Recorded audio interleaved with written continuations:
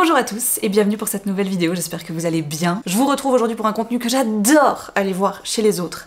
C'est toutes ces petites choses qu'on aime durant une saison et, vous l'aurez compris, évidemment particulièrement en automne. Alors vraiment installez-vous confortablement, aujourd'hui on papote livres, séries, films, petites choses à faire, recettes. Et si on devait commencer par un des impératifs de l'automne, évidemment c'est la courge. La courge à tout, la courge partout, tout le temps. Donc la voici, la voilà, enfin, la recette du sirop à la citrouille épicée, le fameux Pumpkin Spice Syrup que je fais chaque année dans une quantité assez correcte pour juste en avoir ce qu'il faut pour la saison et ne pas en avoir en surplus.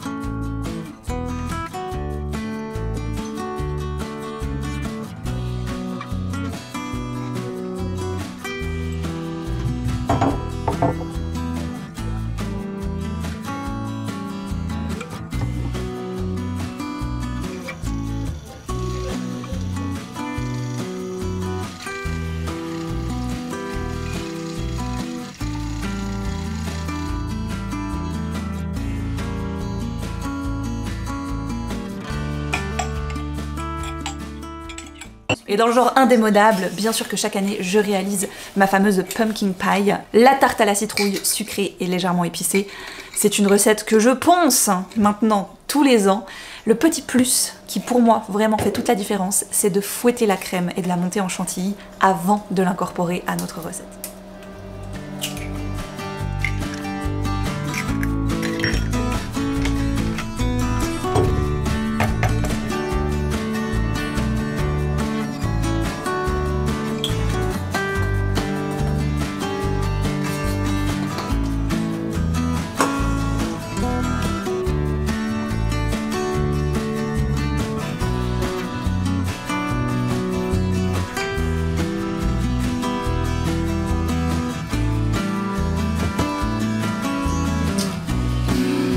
J'aime trop ça.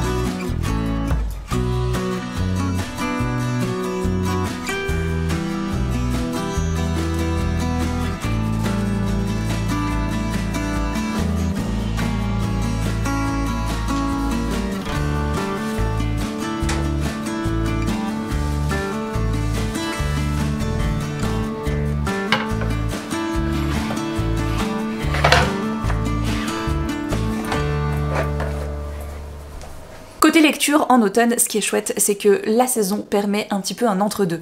Parce qu'il y a des jours où il va faire très beau, encore bon dehors, et donc c'est le temps idéal pour aller se poser dans un endroit, sur sa terrasse ou sur son balcon, et profiter des derniers beaux rayons du soleil. Mais avec, tu le sens, il y a ce petit air un petit peu piquant, hein, qui t'arrive un petit peu dessus, et t'es juste bien avec une bonne tasse de thé ou de café, et vraiment ta meilleure lecture.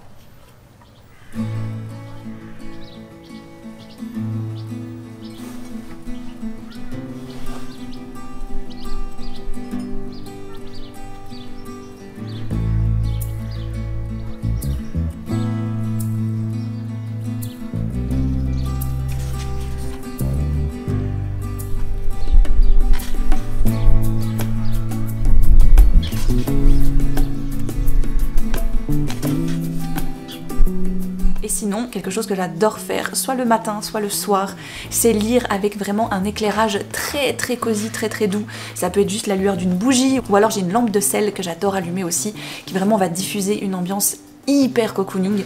Et ça, c'est vraiment mon moment à moi.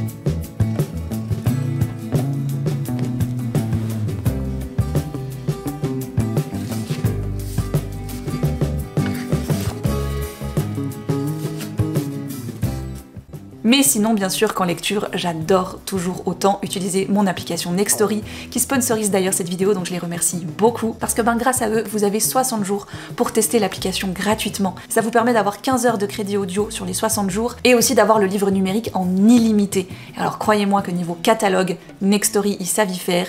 Toujours des nouvelles sélections, les nouveautés qui s'ajoutent de semaine en semaine. Vous avez un côté agenda sur lequel vous allez pouvoir aller fureter aussi les nouvelles sorties qui sont bientôt à apparaître et qui vont bientôt arriver sur l'appli. Comme ça, vous pouvez déjà les pré-enregistrer et les avoir sur votre profil le jour de leur sortie. Et quand j'ai besoin de soit faire une course, prendre ma voiture, faire quelque chose à la maison qui ne me permet pas de lire, évidemment que j'enclenche mon application Nextory parce que ça me permet d'avancer dans des livres que je ne ferais peut-être pas en version papier. Je les remercie grandement de toujours me faire confiance et le lien est directement en barre d'infos.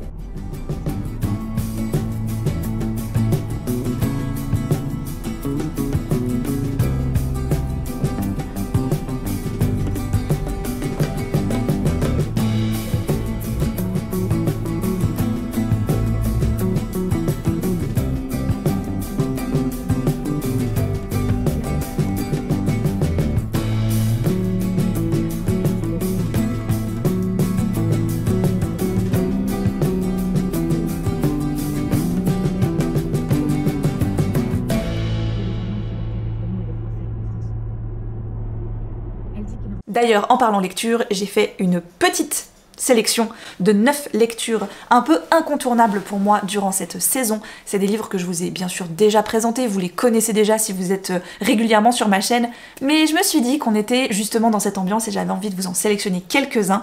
Alors on va commencer par un petit côté un petit peu sorcière et à la fois très cosy et très cocooning avec cette première petite sélection. Si vous êtes à l'aise avec l'anglais, bien sûr que je vous conseille In the Company of Witches de Aurelie Wallace. Son dernier est sorti là et je ne l'ai toujours pas lu, je me le réserve je pense pour l'année prochaine. Il faut se rendre à l'évidence, je ne peux pas tout lire. Mais celui-ci était vraiment un immense coup de cœur. On a le mélange absolu de tout ce que j'aime, c'est-à-dire petite ville, une famille de sorcières, et sauf que là, eh bien ça va être mélangé à un cozy mystery parce qu'elles tiennent un bed and breakfast et une de leurs clientes va mourir dans une de leurs chambres. Donc ça la fout un peu mal, évidemment que la police va s'en mêler, et notre sorcière n'aura pas trop le choix que de renouer avec ses pouvoirs qu'elle avait pourtant très envie de laisser tomber. Je pense que c'est l'un des seuls livres qui vraiment m'a donné cette impression que l'automne était limite un personnage à part entière. On reste dans les sorcières avec La Société très secrète des sorcières extraordinaires de Sangu Mandana, que j'ai lu il y a 2 ans maintenant. J'ai encore toujours le prochain à lire, je sais. Mais celui-ci, il m'avait fait une superbe impression. Je l'avais trouvé à la fois très drôle, très réconfortant. Il y a ce côté found family parce que notre héroïne va un petit peu se retrouver dans cette maison à devoir enseigner la magie à 3 gamines qui n'ont pas l'air super emballées par l'histoire d'ailleurs. Et plein de gens qui prennent soin d'elle sans vraiment avoir un tuteur légal dans cette maison. C'est un petit peu plein de personnages qui se rencontrent, qui ont besoin les uns des autres mais qui ne le savaient peut-être pas encore. Et si vous cherchez plutôt un mélange entre magie, sorcellerie et ambiance un peu dark academia, campus universitaire, je trouve que le premier tome de Les Ailes d'Ombre était vraiment parfait. J'ai un peu moins aimé le deuxième, Les Ailes de Feu, mais celui-ci était vraiment génial et je pense d'ailleurs qu'il peut se suffire amplement à lui-même. On se retrouve donc sur un campus universitaire, dans une sororité qui en réalité cache un coven de sorcières. Donc c'est pas que vous n'avez pas le droit d'entrer dans cette sororité, mais il y a un petit test d'admission et si vous le loupez, ben c'est juste que vous ne pourrez pas en faire partie. Notre héroïne débarque, elle veut vraiment faire partie de cette sororité parce que sa mère en faisait partie également. Sa mère est un peu plus réticente, cela dit, et elle sent que la nouvelle directrice du coven / sororité est pas super emballée face à cette nouvelle arrivée, elle la prend un petit peu de haut. J'ai eu un peu peur que les autrices partent rapidement dans un côté crépage de chignon, et en fait, la sororité, dans ce qu'elle est censée représenter, prend assez vite le dessus, et heureusement, ça match vraiment très fort. J'ai vraiment beaucoup aimé ce premier tome. Vu qu'on était déjà sur une ambiance un petit peu campus universitaire, un petit peu dark academia, vous vous en doutez un petit peu, mais bien sûr que j'ai choisi mes 3 petits préférés dans le genre. L'indécrottable, on va pas l'appeler l'indémodable, c'est l'indécrottable Maître des illusions de Donna Tartt. Ça passe ou ça casse. Je sais qu'il est épais, je sais que c'est un style, je sais que c'est lent, mais c'est un petit peu ce que je recherche et ce que j'aime dans cette ambiance qui est le Dark Academia. On a cette ambiance assez mélancolique, assez triste, le temps est très nuageux, brouillard, on n'y voit pas à 2 mètres, et ce campus universitaire avec ce cours de grec ancien qui semble vraiment fasciner notre personnage principal, qui va réussir un peu en rampant à enfin entrer dedans, et qui au final va se demander un petit peu dans quoi il a débarqué. Parce que les élèves sont tous plus atteints les uns que les autres, un peu voués à une sorte de quête et d'admiration pour leur professeur, qui va les amener à un moment donné à un climax que tu peux attendre, mais qui après ne va pas les laisser indemnes, et toi non plus. Et je tiens à souligner que c'était l'une des premières fois que ça me faisait cet effet-là, mais la traduction est incroyable. Souvent comparé, bien sûr, avec Le Maître des Illusions, If We Were Villains de ML Rio. Si vous préférez le théâtre au grec ancien, peut-être que vous préférez If We Were Villains, mais l'ambiance est la même, l'ambiance universitaire, ambiance groupe qui à un moment donné va imploser, on y est en plein dedans, l'ambiance est là. Et si vous cherchez cette ambiance un peu Dark Academia, mais que vous aimeriez bien aussi ce truc un petit peu fantastique, celui-là aussi, je sais que ça passe ou ça casse, La 9e maison de Leigh Bardugo, ce n'est pas terminé, le premier tome est vraiment incroyable et après ça s'enchaîne, ça devient de plus en plus sombre, de plus en plus mystérieux et fantastique. Alex Stern peut voir les fantômes et ça va être fortement apprécié par la 9e maison qui décide de l'engager parce que cette société de la 9e maison est un petit peu là pour veiller à ce que les 8 autres ne fassent pas plein de conneries. Parce que oui, les fraternités et sororités, ici aussi, font un petit peu de magie, sauf que des fois, ça peut un petit peu capoter. Sauf que si l'intrigue s'arrêtait uniquement à ça, ça serait très soft, très léger, presque un petit peu mignon. Mais alors vraiment, vous êtes loin de vous douter de tout ce qui se cache dans ce bouquin. Mais il faut s'accrocher, et je sais qu'il n'a pas réussi à convaincre tout le monde. Moi, ça reste une de mes lectures favorites. Et on termine avec 3 titres un petit peu plus légers, peut-être pas forcément pour tous, mais qui je trouve vont vraiment bien dans cette ambiance automnale. Déjà pour commencer, on a Les Lavandières de Brocéliande, qui oui, comme ça, sous cette édition-là, peut paraître être assez printanière, assez estivale, que nenni. L'histoire commence le 1er mai, mais elle va se poursuivre des années plus tard, plutôt en ambiance automnale. On est en pleine Seconde Guerre mondiale, la Bretagne a été envahie, et quand fait historique rencontre folklore et légende, eh bien ça donne Les Lavandières de Brocéliande. Je l'ai trouvé incroyable. Édouard Brazet, peut-être que vous savez qui c'est, il a écrit notamment pas mal d'encyclopédies féeriques, et ici, entre sa plume et son savoir sur les légendes, font que ça en fait un roman absolument passionnant, plein de secrets, plein de mystères, avec justement cette ambiance très pesante de la guerre, et en même temps, ce côté très mystérieux des légendes. Gros coup de cœur. Vous savez que je ne peux pas m'en empêcher. En plus, ça me donne l'occasion de vous remontrer cette très très belle édition qui était sortie pour, je crois, les 10 ans de la première édition. Elle est tellement jolie. Et on a un petit chapitre supplémentaire. Voilà, c'est juste ma 3e édition ou 4e édition de Fangirl. Tout va bien. Fangirl, ça se lit un peu à toutes les saisons vu qu'on va suivre Kat sur toute sa première année universitaire. Mais je trouve qu'il y a une ambiance particulière au premier chapitre parce que c'est le début, c'est la rentrée. Et évidemment, on est en automne. On reste avec Rainbow Rowell, mais plutôt en comics. Il me semble qu'il a été traduit entre-temps. C'est Pumpkinheads. Là, si vous cherchez justement une ambiance un petit peu petite ville, festival de l'automne, on va rencontrer nos 2 personnages là, qui sont plutôt amis. Voilà. Vous voyez ce que je veux dire, quoi. Voilà. Pour ce qui est des visionnages, que ce soit série ou film, je pense qu'il existe déjà beaucoup de listes avec plein de thématiques différentes. Moi, vraiment, je vais vous sélectionner les films qui sont pour moi vraiment ceux que je pourrais revoir en boucle chaque année. Sans trop de surprise, on aura donc Ma meilleure ennemie, parce que je trouve que l'histoire de ce film, les décors, la maison, j'ai un problème avec les maisons, de Suzanne Sarandon est beaucoup trop belle. Si vous aimez plutôt un peu les mystères et les enquêtes, j'ai tellement aimé l'adaptation du jeu de société, oui, Cluedo, qui est absolument génialissime. J'ai trouvé que la façon de transposer ce jeu en film était pas gagnée, et pourtant ça en fait un résultat incroyable, je le trouve génial. On a des fins différentes, on a des actions qui vont changer d'une fois à l'autre, parce que évidemment chaque joueur et donc chaque participant va voir et va interpréter des choses différemment, ce qui va donner une toute autre vision à l'enquête. Je l'ai adoré. Pour la partie plutôt enfance et nostalgie, j'imagine que mon favori de tous les temps restera L'incroyable voyage. Cette histoire avec les 2 chiens et le chat qui sont placés en attendant que leur maître revienne, sauf que eux ne comprennent pas. Ils pensent qu'on les a abandonnés et donc plutôt que d'attendre que les maîtres reviennent, ils décident de s'échapper et de partir pour rentrer chez eux. Ça va être un incroyable voyage. À l'époque, comme le film des Visiteurs venait de sortir, les 3 acteurs qu'ils ont choisis pour doubler les 2 chiens et le chat, c'était Christian Clavier, Valérie Lemercier et Jean Reno. Et c'était un excellent choix, je pense que j'ai jamais vu ce film en version originale, parce que je suis trop attachée à la version française. Et pour la partie Dark Academia, parce qu'encore une fois c'est une thématique que j'aime aussi retrouver dans les films que je regarde, on a l'indémodable cercle des poètes disparus, mais j'en ai d'autres que j'ai aussi beaucoup aimés, qui sont peut-être un petit peu moins regardé ou moins connu. Avec un casting plutôt féminin, on aura le sourire de Mona Lisa, que je trouve génial, parce qu'on retrouve Julia Roberts, que j'aime beaucoup, et Kristen Dunst, qui est aussi une très très bonne actrice que j'adore.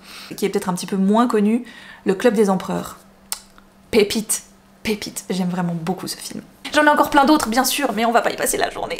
Et alors, en musique, chez moi, c'est 2 salles, 2 ambiances. Autant j'ai un côté très automne folk, avec des sonorités assez joyeuses, guitare sèche, etc. Donc on aura évidemment Autumn Leaves de Ed Sheeran, on aura Girl in Red, que j'aime beaucoup aussi. J'aime beaucoup la bande originale du film Juno, qui a un côté justement un petit peu légèrement folk country comme ça, que j'aime bien et qui pour moi apporte vraiment une ambiance très automnale. Bien sûr que je ponce Evermore et Red de Taylor Swift, qui sont pour moi vraiment mes albums automnales par excellence. Mais il y a une autre partie de moi qui est beaucoup plus mélancolique en automne et qui aime ce côté des fois un peu triste. Et autant je n'aime pas être vraiment triste, bien évidemment, mais je chéris aussi ces moments des fois un petit peu plus sombres ou un petit peu plus moins jovial, on va dire. Et donc j'ai aussi une liste d'écoute qui s'appelle Autumn Melancholia, parce que justement il y a un côté très mélancolique à l'automne pour moi, quand il pleut, quand il y a le brouillard, quand tu vois les feuilles tomber, il peut y avoir un côté très beau et très relaxant. Alors bien sûr que je vais y mettre beaucoup de Titi Pidi de Taylor Swift, mais je vais avoir du Evanescence, du Within Temptation, certaines chansons des Fall Out Boy aussi, qui sont un petit peu plus tristes. Donc si vous avez envie de découvrir ces 2 playlists, elles sont bien sûr en barre d'infos. Bien sûr, quand je pense à l'automne, je pense bien sûr aux livres que je vous ai présentés, aux films que j'aime regarder, à la musique que j'aime écouter, aux recettes que j'aime préparer, mais je pense aussi à mon intérieur. Et j'avoue avoir vraiment un plaisir tout particulier à décorer. Cette année, on s'y est mises toutes les 2 avec ma fille, pendant qu'on regardait Le Meilleur Pâtissier. Mine de rien, chaque année, ça me remplit de joie de les ressortir. Et clairement, je pense que celles que je préfère, ce sont celles que j'ai réussi à chiner pour pas grand chose, ou celles que j'ai pu confectionner moi-même, comme mon balai de sorcière que j'ai agrémenté cette année, de petites créations en crochet, que ce soit des feuilles ou des citrouilles. Et franchement, je trouve le résultat plutôt pas mal.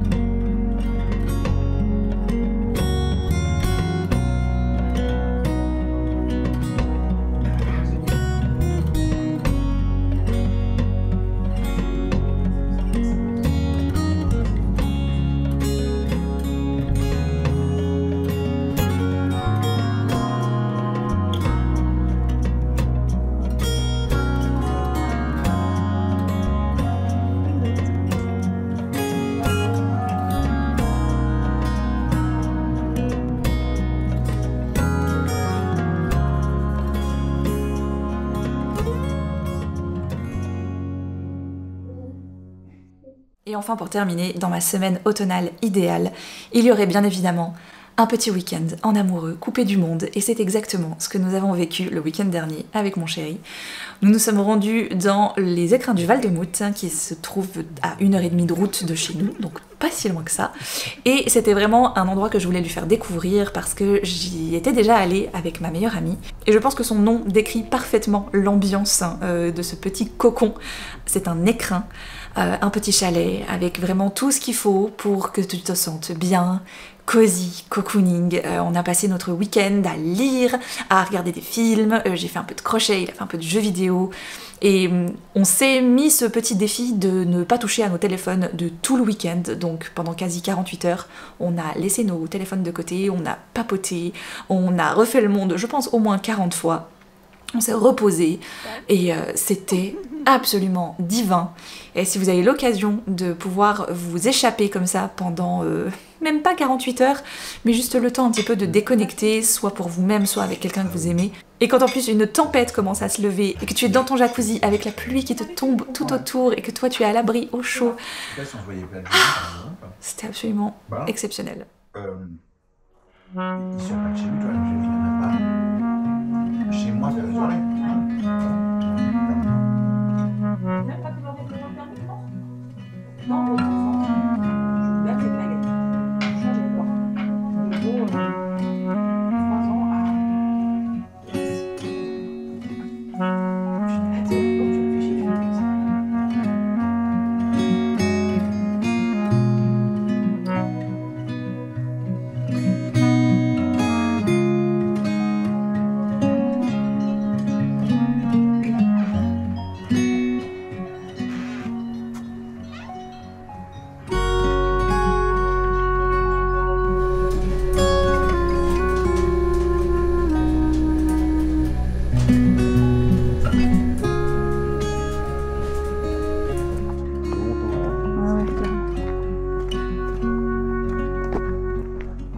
On aurait pu prendre en haut peut-être.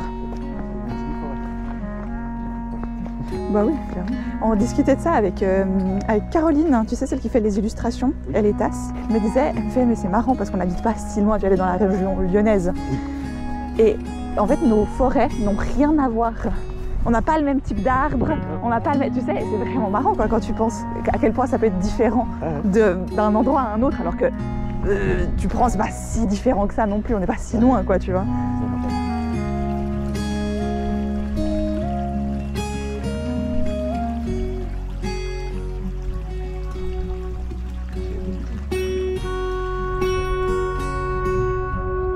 Bonjour les gars.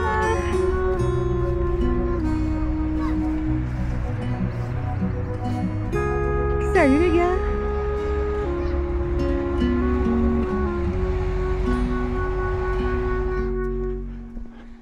Passer à côté.